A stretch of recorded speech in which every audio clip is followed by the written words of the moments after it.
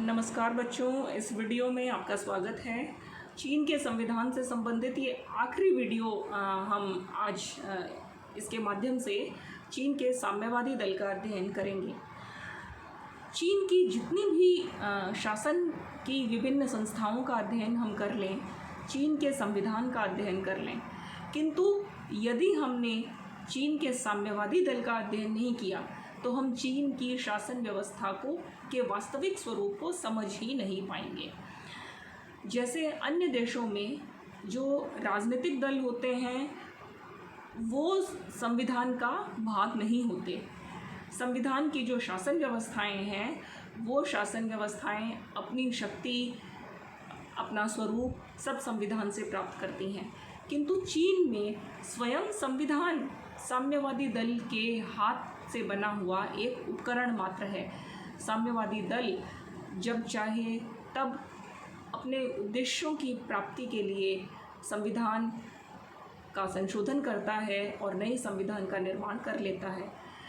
इसी चीन के साम्यवादी दल के नेतृत्व में ही हम देख सकते हैं कि 1954 का संविधान, 1975 का, 1978 का और 1982 का वर्तमान संविधान चल रहा है। इसलिए यदि हम चीन की शासन व्यवस्था को समझें तो चीन की राजनीतिक व्यवस्था की 3 महत्वपूर्ण संस्थाओं का हम उल्लेख कर सकते हैं। एक तरफ चीन की शासन या सरकार जिसमें व्यवस्थापिका, कार्यपालिका, न्यायपालिका इत्यादि का पूरा तंत्र, इसको हम एक शब्द में सरकार कहेंगे। चीन की सरकार जो कि संविधान को क्रियान्वित करने का एक मुख्य उपकरण है। दूसरा है चीन की सेना, जो आंतरिक और विदेश नीति के क्षेत्र में चीन की सरकार के उद्देश्यों को पूरा करती है या चीन के उद्देश्यों को पूरा करती है। सरकार और सेना, इन दोनों महत्वपूर्ण दिखाई देने वाली जो संस्थाएं हैं, इनके मूल में जो तीसरी महत्वपूर्ण संस्था है वो है चीन का साम्यवादी दल। अर्थात सेना, सरकार और दल, इन तीनों को मिलाकर के ही चीन की राजनीति को समझा जा सकता है। और यदि साम्यवादी दल की भूमिका की हम बात करें तो हम ये कह सकते हैं कि साम्यवादी दल सेना और सरकार, इन दोनों को अपने नियंत्रण में रखता है। साम्यवादी दल जब चाहे तब नए संविधान का निर्माण कर लेता है। साम्यवादी दल जिस भी व्यक्ति को चाहे उसको सत्ता से बेदखल कर देता है, जिस व्यक्ति को चाहे उसको शीर्ष तक पहुंचा सकता है। संविधान के द्वारा यद्यपि शासन की शीर्ष जो संस्था है वो, जैसा कि हमने पढ़ाई है, राष्ट्रीय जन कांग्रेस है, और सेना के क्षेत्र में जो सबसे महत्वपूर्ण जो संस्था है वो 82 के संविधान के अनुसार केंद्रीय सैनिक आयोग है। किंतु ये दोनों ही संस्थाएं और राज्य परिषद, जिसे कि प्रधानमंत्री और मंत्रिमंडल की संस्था कहा जाए, तो ये सभी संस्थाएं साम्यवादी दल के द्वारा ही निर्मित की जाती हैं। अर्थात साम्यवादी दल के शीर्ष पर जो नेता हैं वो ही ये तय करेंगे कि इन विभिन्न संस्थाओं में किन व्यक्तियों की भर्ती की जानी है, किन व्यक्तियों को कौन सा दायित्व दिया जाना है। इसलिए चाहे नीति निर्माण का कोई महत्वपूर्ण प्रश्न हो, चाहे सरकार के कार्यों के विभाजन का कोई प्रश्न हो, और चाहे विदेश नीति के क्षेत्र संबंधी कोई प्रश्न हो, सभी प्रकार के कार्यों का जो अंतिम दायित्व है वो चीन के साम्यवादी दल का ही है। चीन में एक दलीय शासन प्रणाली है और स्वयं चीन का संविधान बार बार ये उल्लेख करता है कि साम्यवादी दल के नेतृत्व में चीन की जनता समाजवादी उद्देश्यों को प्राप्त करेगी। संविधान बार बार ये भी दोहराते हैं कि साम्यवादी दल के नेतृत्व में ही चीन में समाजवादी क्रांति हुई थी और साम्यवादी दल के नेतृत्व में ही चीन जो है वो लोकतांत्रिक जन लोकतंत्र को प्राप्त करेगा। इसलिए यह बिल्कुल स्पष्ट है कि चीन में साम्यवादी दल का विरोध करने वाले किसी भी दल को पनपने की आज़ादी नहीं है। साम्यवादी दल से सहमति रखने वाले कुछ छोटे मोटे अन्य राजनीतिक दल वहाँ पर ज़रूर पनप चुके हैं, किंतु वो भी साम्यवादी दल के सहमति के पश्चात ही उनका निर्माण किया जा सका है। साम्यवादी दल की स्वीकृति के बिना न वहाँ पर जनता कोई कार्य कर सकती है, न वहाँ पर सरकार कोई कार्य कर सकती है, और न ही अन्य कोई संस्थाएं। इस तरह से साम्यवादी दल की जो भूमिका है वो बहुत ही महत्वपूर्ण है। साम्यवादी दल के यदि उदय की बात करें चीन में, तो 1917 में सोवियत संघ में साम्यवादी क्रांति हुई रूस में, और उस क्रांति के परिणाम स्वरूप उसका प्रभाव चीन पर भी पड़ा। और 1921 में चीन में सबसे पहले एक साम्यवादी छोटे से साम्यवादी दल का गठन किया गया, जिसके मात्र 13 सदस्य थे। चीन के साम्यवादी दल की सदस्यता की जो संख्या है वो धीरे धीरे बढ़ती चली गई, और 1935 में जब माओ त्से तुंग के हाथ में साम्यवादी दल की सत्ता आ गई, उसके पश्चात साम्यवादी दल की शक्ति में तेज़ी से वृद्धि होती चली गई। 1935 में साम्यवादी दल का नेतृत्व संभालने से लेकर 1976 में माओ त्से तुंग की मृत्यु पर्यंत माओ त्से तुंग ही साम्यवादी दल के एक छत्र नेता बने रहे। इसलिए चीन में साम्यवादी दल की जो नीतियां हैं, उनका उद्देश्य है, वो मार्क्सवाद लेनिनवाद के साथ ही माओवाद को भी बढ़ाने की बात की जाती है। इसलिए चीन का जो साम्यवादी दल का जो उद्देश्य है वो मार्क्सवादी लेनिनवादी माओवादी नीतियों को आगे बढ़ाना है। और जो श्रमिक लोग हैं, श्रमिकों के नेतृत्व में और किसानों के सहयोग से लोकतांत्रिक जन लोकतंत्र स्थापित करने की बात चीन में कही गई है। 1945 में सेकेंड वर्ल्ड वॉर के बाद चीन के साम्यवादी दल की सत्ता का तेज़ी से विकास हुआ, और इसकी सदस्यता जो है वो बढ़कर लगभग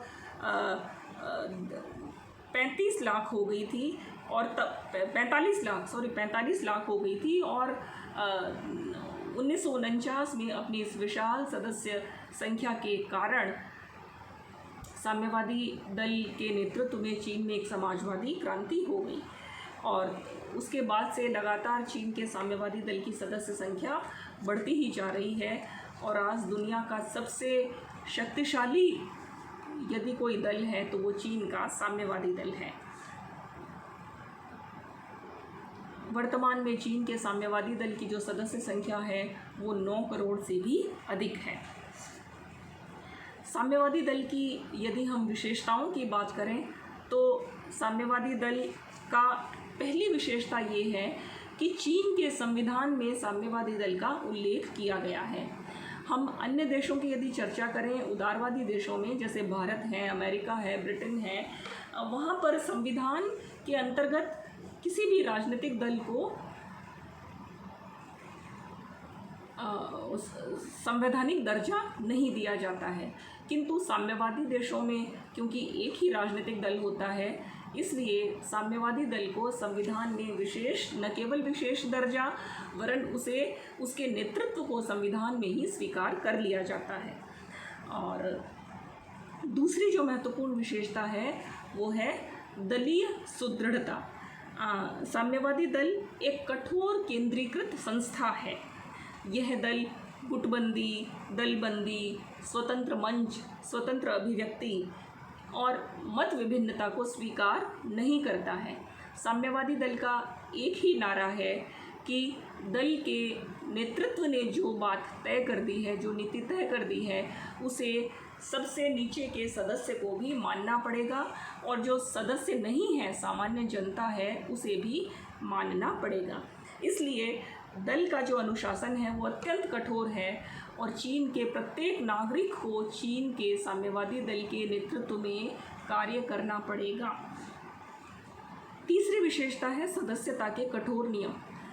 साम्यवादी दल की सदस्यता के नियम बहुत कठोर हैं और इसलिए पूरी तरह से जांच करके, पूरी तरह से ये तय करके कि उस व्यक्ति में साम्यवादी दल के प्रति निष्ठा पूरी तरह से पाई जाती है, समाजवाद की विशेषताओं को स्वीकार करने के लिए वो तैयार है, तभी उसे संगठन की सदस्यता प्रदान की जाती है।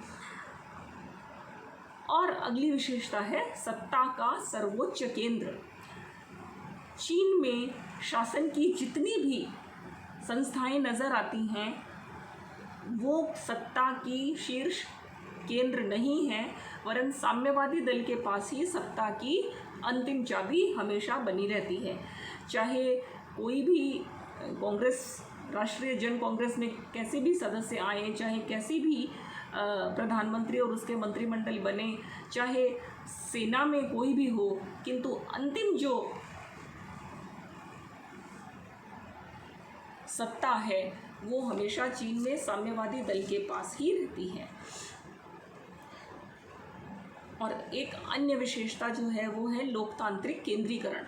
लोकतांत्रिक केंद्रीकरण का ये जो दो शब्दों से मिलकर के बनी हुई जो टर्म है, इसमें लोकतंत्र का तात्पर्य ये है कि दल के सदस्यों का जो भर्ती है वो लोकतांत्रिक तरीके से अर्थात निर्वाचन के माध्यम से की जाती है। अर्थात साम्यवादी दल की सदस्यता 18 वर्ष की उम्र प्राप्त कोई भी व्यक्ति सदस्य बन सकता है। वो दल और सदस्य बनने के पश्चात अपनी शाखा में अपने स्थानीय केंद्र के भीतर दलीय नीतियों की आलोचना भी कर सकता है जब तक कि अंतिम निर्णय नहीं हो जाए। तो इस प्रकार से ये लोकतांत्रिक तत्व है। और केंद्रीकरण का तात्पर्य ये है कि जब एक बार शीर्ष नेतृत्व के द्वारा कोई निर्णय ले लिया जाता है, उस निर्णय को मानना प्रत्येक सदस्य के लिए अनिवार्य है। वो उस निर्णय के विरोध में एक शब्द भी नहीं बोल सकता है। इस प्रकार से हम ये देख सकते हैं कि साम्यवादी दल जो है वो एक प्रकार के लोकतांत्रिक केंद्रीकरण की विशेषताओं को लिए हुए हैं, किंतु उसमें केंद्रीकरण की और तानाशाही जो विशेषताएं हैं वो अधिक विद्यमान है। सदस्यता के नियम बहुत कठोर हैं, निर्णय बहुत सख्त है और शासन पर साम्यवादी दल का पूरा सर्वोच्च नियंत्रण है। दल के यदि संगठन को अब हम समझने का प्रयास करें तो इसके अनेक स्तरों को हमें देखना पड़ेगा। दल के संगठन का जो निम्नतम स्तर है उसे कहते हैं लोकल सेल अथवा स्थानीय सेल। स्थानीय सेल वो संगठन है जो किसी भी स्कूल में, कॉलेज में, किसी भी वर्क प्लेस पर, किसी भी श्रमिक जहाँ पर काम करते हैं उन कारखानों में, किसानों के जो कॉरपोरेट सोसाइटीज़ होती हैं वहाँ पे, यानी कि कोई भी कार्यक्षेत्र हो, चीन के सार्वजनिक जीवन में काम करने वाले लोग जिस भी स्थान पर वो काम कर रहे हैं, चाहे वो यदि विद्यार्थी हैं तो विद्यार्थी के रूप में अपना एक स्थानीय सेल बना सकते हैं, अध्यापक हैं तो अध्यापकों का सेल हो सकता है, रेलवे के कर्मचारी हैं तो रेलवे के कर्मचारियों का अपना दल का वहाँ वो सेल हो सकता है, मज़दूर हैं तो मज़दूरों का हो सकता है, एडवोकेट हैं तो एडवोकेट का हो सकता है, यानी कि किसी भी व्यवसाय में हो। महिलाएं हैं तो महिलाओं का अलग सेल हो सकता है। इस प्रकार से ये छोटे छोटे सेल जो हैं वो प्रत्येक गांव या शहर में व्यवसायों के हिसाब से बने हुए रहते हैं, जिनकी सदस्य संख्या न्यूनतम 15 से 20 हो सकती है। यदि 15 से 20 सदस्य हैं तो एक सेल बनाया जा सकता है। इस प्रकार के बहुत सारे सेल जो हैं वो एक गांव में होंगे या एक शहर में होंगे। इन सभी स्थानीय सेल से मिलाकर के गांव की या शहर की पार्टी कांग्रेस होती है, यानी कि उस शहर के अंदर जितने भी उस दल के स्थानीय सेल हैं उनको नियंत्रण करने का जो अधिकार होता है वो इस ग्रामीण या शहरी पार्टी कांग्रेस का होता है। और इस पार्टी कांग्रेस में जो शहरी ग्रामीण पार्टी कांग्रेस में स्थानीय सेलों से ही सदस्यों को से मिलकर के उनका चुनाव किया जाता है। इस प्रकार से विभिन्न एक प्रांत में सभी ग्रामीण और शहरी पार्टी कांग्रेस जो हैं वो सब मिलकर के प्रांतीय पार्टी कांग्रेस का निर्माण करती हैं और या वो प्रांतीय पार्टी कांग्रेस के नियंत्रण में काम करती हैं। अपने अपने प्रांत के निर्देशों का पालन करना इन जो है वो शहरी ग्रामीण पार्टी कांग्रेस का दायित्व होता है और इनसे मिलकर के ये प्रांतीय पार्टी कांग्रेस बनती है। इस प्रकार से पूरे चीन के जितने भी प्रांत हैं, जितने भी स्वायत्तशासी क्षेत्र हैं जो केंद्र सरकार के नियंत्रण में जो क्षेत्र हैं, उन सब क्षेत्रों की प्रांतीय पार्टी कांग्रेस को मिला करके केंद्रीय स्तर पर एक राष्ट्रीय पार्टी कांग्रेस होती है और चीन के साम्यवादी दल का यह सर्वोच्च संगठन है। जैसे सरकार के क्षेत्र में राष्ट्रीय जन कांग्रेस होती है, हमने देखा ही था, राष्ट्रीय जन कांग्रेस अर्थात वहाँ की संसद, और राष्ट्रीय पार्टी कांग्रेस अर्थात चीन के साम्यवादी दल का सर्वोच्च केंद्रीय संगठन। इस केंद्रीय संगठन में प्रांतीय पार्टी कांग्रेस से सदस्यों का चुनाव करके उनको लिया जाता है। ये जो राष्ट्रीय पार्टी कांग्रेस है इसकी सदस्य संख्या 1000 से 1500 तक होती है। पूरे चीन से प्रतिनिधि जो हैं वो यहाँ पर लिए जाते हैं, किंतु इतने अधिक सदस्यों वाली ये जो संस्था है, ये संस्था यद्यपि सर्वोच्च संस्था है किंतु व्यवहार में यदि हम इसका अध्ययन करें इसके इतिहास का, तो राष्ट्रीय पार्टी कांग्रेस केवल नाम मात्र की संस्था है। यद्यपि चीन के साम्यवादी दल का ये संविधान कहता है कि राष्ट्रीय पार्टी कांग्रेस का अधिवेशन प्रत्येक 5 वर्ष में अवश्य होना चाहिए, किंतु इसके अधिवेशन सामान्यतः नहीं होते हैं। 15 से 20 वर्ष तक भी कई बार इसके अधिवेशन नहीं हुए हैं और कांग्रेस का जो केंद्रीय नेतृत्व, चीन के साम्यवादी दल का जो केंद्रीय नेतृत्व है वो यदि कभी आवश्यक समझे तो इसके अधिवेशन आयोजित कर सकता है। इस प्रकार कह सकते हैं कि राष्ट्रीय पार्टी कांग्रेस एक केवल दिखावे की संस्था है, नाम मात्र की संस्था है। इस पार्टी कांग्रेस के तरफ से जो एक आंतरिक समिति काम करती है वो है केंद्रीय समिति। यह केंद्रीय समिति राष्ट्रीय पार्टी कांग्रेस के भीतर ही एक छोटा संगठन है जिसकी सदस्य संख्या 200 से 300, 350 तक हो सकती है। वर्तमान में इसकी सदस्य संख्या 350 से कुछ अधिक है। तो ये जो केंद्रीय समिति है ये कांग्रेस की तरफ से सारे कार्य करती है। केंद्रीय समिति के निर्देशन में पार्टी का सचिवालय काम करता है। एक दलीय नियंत्रण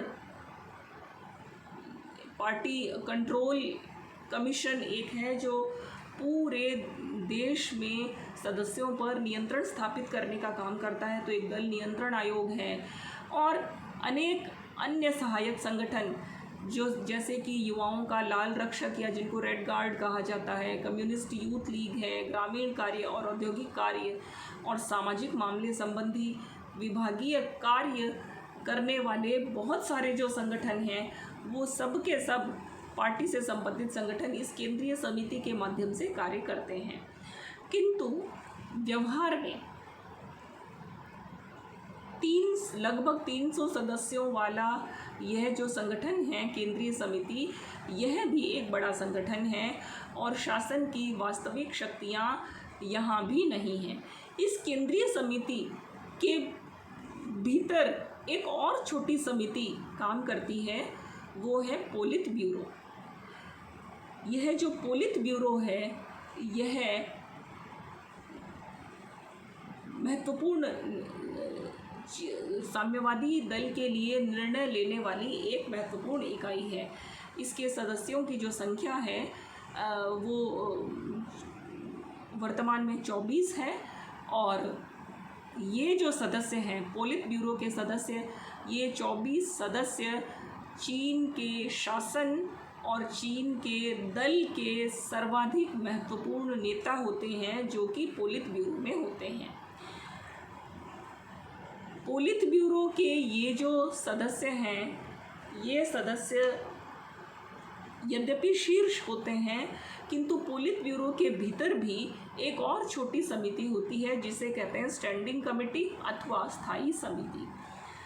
जैसे चीन की संसद की अपनी एक अलग स्थायी समिति होती है, उसी तरह से चीन की ये जो राष्ट्रीय पार्टी कांग्रेस है इसकी भी एक केंद्रीय समिति है। केंद्रीय समिति के भीतर एक छोटी ब्यूरो काम करता है, वो पोलित ब्यूरो है और पोलित ब्यूरो के भीतर एक स्थायी समिति है जिसमें 9 सदस्य होते हैं। ये जो 9 सदस्य हैं, ये 9 सदस्य, इन्हें हम चीन की पार्टी का, साम्यवादी दल का मस्तिष्क कह सकते हैं।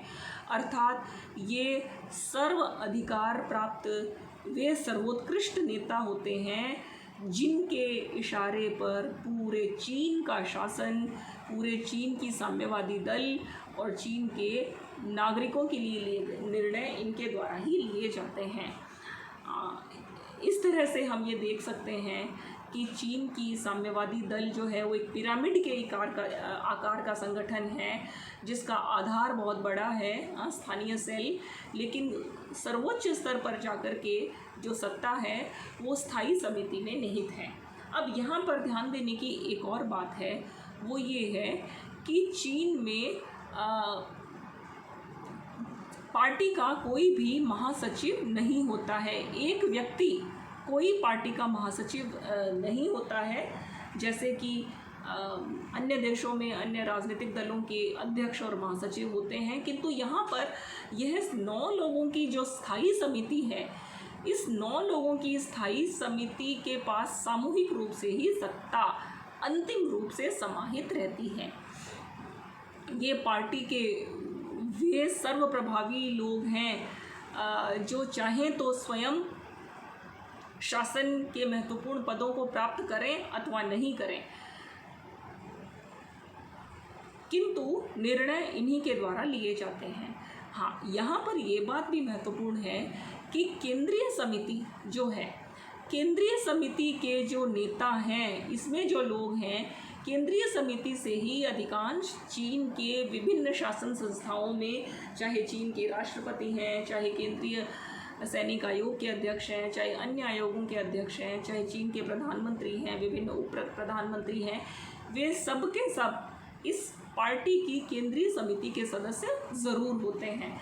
इसलिए यह देखने में बड़ा विचित्र लग सकता है, लेकिन चाहे चीन के प्रधानमंत्री हैं, चाहे चीन के राष्ट्रपति हैं, वे सब के सब इस स्थायी समिति के 9 सदस्यों के नीचे ही होते हैं, ऊपर नहीं होते हैं।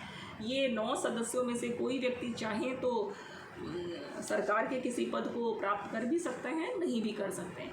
लेकिन चीन में जैसा कि माओ त्से-तुंग के समय हम देखते हैं कि माओ त्से-तुंग ने 1959 में 1959 में चीन के चेयरमैन के पद से इस्तीफ़ा दे दिया था और उसके बाद वे शासन के किसी भी पद पर कभी भी जीवन पर्यंत आगे नहीं आए, किंतु शासन में न होने के बावजूद भी अपनी मृत्यु पर्यंत माओ त्से-तुंग ही चीन के एक छत्र नेता रहे थे। इस तरह से यह एक केंद्रीकरण की वहाँ पर प्रवृत्ति चीन में साम्यवादी दल की चलती है। साम्यवादी दल की सदस्यता की यदि हम बात करें कि कौन व्यक्ति साम्यवादी दल के सदस्य हो सकते हैं, तो प्रत्येक वयस्क व्यक्ति साम्यवादी दल का जो सदस्य बनने का अधिकारी है। चीन का कोई भी वह ऐसा नागरिक जिसने 18 वर्ष की उम्र प्राप्त कर ली है, सदस्यता प्राप्त करने के लिए उसे 2 पूर्व सदस्य जो पहले से ही सदस्य हैं उनके द्वारा उसके नाम का अनुमोदन किया जाना चाहिए, और जिस भी शाखा की वो सदस्यता प्राप्त करना चाहता है उस शाखा और उससे सीनियर जो ग्रामीण या शहरी जो कांग्रेस है उनके द्वारा इसकी पुष्टि की जाएगी और 1 वर्ष तक इस व्यक्ति को अस्थायी सदस्यता दी जाएगी। अस्थायी सदस्यता के काल में इसके कार्यों पर पूरी तरह से निगरानी रखी जाएगी। इसको साम्यवादी दल के तौर तरीकों से परिचय करवाया जाएगा, और जब पूरी तरह से नेता संतुष्ट हो जाएंगे स्थानीय स्तर पर, तभी इसे चीन के साम्यवादी दल की सदस्यता इसे प्रदान की जाएगी। सदस्यता प्राप्त करने के बाद एकता और अनुशासन में रहना इसका महत्वपूर्ण दायित्व है किसी भी सदस्य का, और यदि वो अनुशासन का उल्लंघन करता है तो उसके विरुद्ध कड़ी अनुशासनात्मक कार्यवाही की जा सकती है, उसे दंड दिया जा सकता है, कठोर दंड दिया जा सकता है, और उसको सदस्यता से भी वंचित किया जा सकता है। इस तरह से सदस्यता के लिए जो महत्वपूर्ण शर्त है वो यही है कि समाजवाद और साम्यवाद के सिद्धांतों में विश्वास करना, मार्क्सवाद, लेनिनवाद और माओवाद के उद्देश्यों को प्राप्त करने के लिए अपना जीवन बलिदान करने की भावना अपने मन में रखना, और साम्यवादी दल के नेतृत्व को स्वीकार करना और अपनी सदस्यता शुल्क प्रदान करना। चीन के ये जो साम्यवादी दल के सदस्य हैं इन्हें समय समय पर प्रशिक्षण भी प्रदान किया जाता है, और जो प्रशिक्षण है वो 4 स्तरों पर होता है। सैद्धांतिक स्तर पर इन्हें समाजवाद और साम्यवाद के महत्वपूर्ण सिद्धांतों का ज्ञान करवाया जाता है, चीन के माओवाद के सिद्धांतों का ज्ञान कराया जाता है। नैतिक प्रशिक्षण के अंतर्गत साम्यवादी दल के प्रति निष्ठा बनाए रखने की बात स्वीकार करी जाती है, और अनुशासन संबंधी जो प्रशिक्षण है उसमें ये बताया जाता है कि कार्य करने के तौर तरीके क्या हैं और अनुशासन के साथ कैसे विभिन्न कार्य क्षेत्रों में व्यक्ति को काम करना चाहिए। और व्यावसायिक प्रशिक्षण का अर्थ ये है कि प्रत्येक सदस्य को अपने अपने व्यवसाय का पूर्ण ज्ञान होना चाहिए, वो जिस क्षेत्र में भी है उसमें पूरी लगन से, पूरी श्रद्धा से चीन के हितों को ध्यान में रखते हुए अपने व्यावसायिक दायित्वों का निर्वहन करें। इस प्रकार से चीन में साम्यवादी दल के द्वारा हम ये देख सकते हैं कि नागरिकों पर इतना कठोर नियंत्रण रखा जाता है कि वे सभी साम्यवादी दल के उद्देश्यों को प्राप्त करने वाले तंत्र या मशीन मात्र बन करके रह जाते हैं। इसी साम्यवादी दल के कठोर नेतृत्व में अब एक नए तत्व का जो है वो